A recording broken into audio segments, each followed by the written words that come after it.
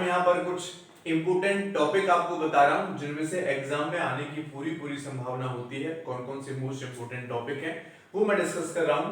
ठीक है, class 11th के हैं, इंपोर्टेंट टॉपिक्स हैं, यूनिट 1 to 4 की हम बात कर रहे हैं, क्लास 11th के टॉपिक हैं। तो सबसे पहले मैं सेकंड यूनिट की बात करता हूँ, काइनेमेटिक्स की। काइनेमेटिक्स में अगर मैं बात करूं तो तीनों बहुत इंपॉर्टेंट है और जनरली कैलकुलस मेथड से ही सीबीएसई में पूछी जाती हैं। तो इनमें भी जो मोस्ट इंपॉर्टेंट है वो जनरली ये दो होती हैं। ये जनरली जो अब तक मैंने पेपर देखा है, चाहे किसी भी स्कूल का देखा है, तो ये दो बहुत इंपॉर्टेंट होती है। इनमें से triangle law and parallelogram law. अगर मैं हाफ ईयरली की बात करूं तो triangle law, parallelogram law very important है, बहुत इंपॉर्टेंट है। इसमें से 100% चांसेस है कि पूछा जाता है। और अगर मैं इसकी बात करूं तो ये very very very very very, चाहे मैं कितना भी इंपॉर्टेंट लगाऊं, आज तक जितना भी एग्जाम हुए हैं क्लास 11th के और काइनेमेटिक्स उसमें इंक्लूड है, तो ऐसा आज तक मैंने कोई पेपर नहीं देखा जहां पर एक एंगुलर प्रोजेक्टाइल मोशन 3 या 5 नंबर पे नहीं पूछा गया है। 3 नंबर में पूछा जाता है तो time period, horizontal range and height, और 5 नंबर में पूछी जाती है तो पांचों पार्ट होते हैं, path of projectile, time of flight, horizontal range, maximum height and velocity at any instant, ये पूछा जाता है। और अगर 3 नंबर में पूछा जाता है तो इसका एक साथ में न्यूमेरिकल भी जरूर आता है, तो बहुत इंपॉर्टेंट है ये। नाउ ग्राफ की मैं बात करूं तो वेलोसिटी टाइम ग्राफ से डिस्टेंस या एक्सेलरेशन निकालना ये भी इंपॉर्टेंट है। ग्राफ्स की अगर हम बात करते हैं, सेंट्रीपिटल एक्सेलरेशन बहुत इंपॉर्टेंट है, ये भी पूछा जाता है, इसका एक्सप्रेशन पूछा जाता है।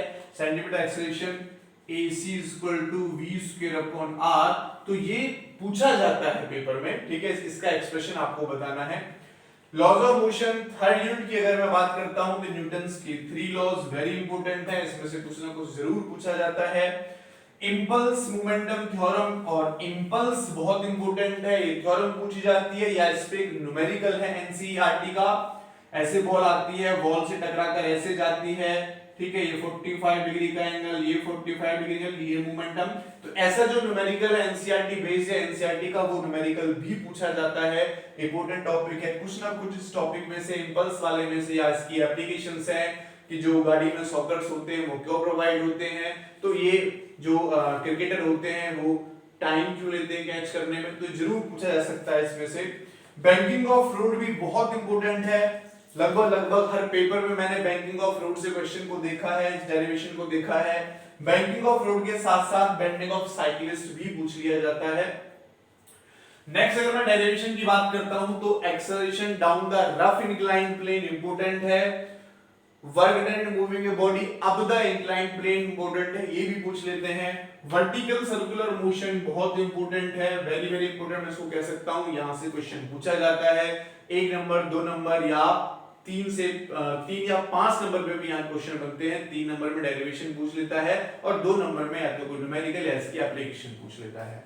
वर्क पावर एनर्जी की मैं बात करूं तो वर्क एनर्जी थ्योरम बहुत इंपॉर्टेंट है, वेरी वेरी इंपॉर्टेंट, मैं इसको कह सकता हूं। पोटेंशियल एनर्जी ऑफ स्प्रिंग भी इंपॉर्टेंट है, इसको भी पूछ लेते हैं।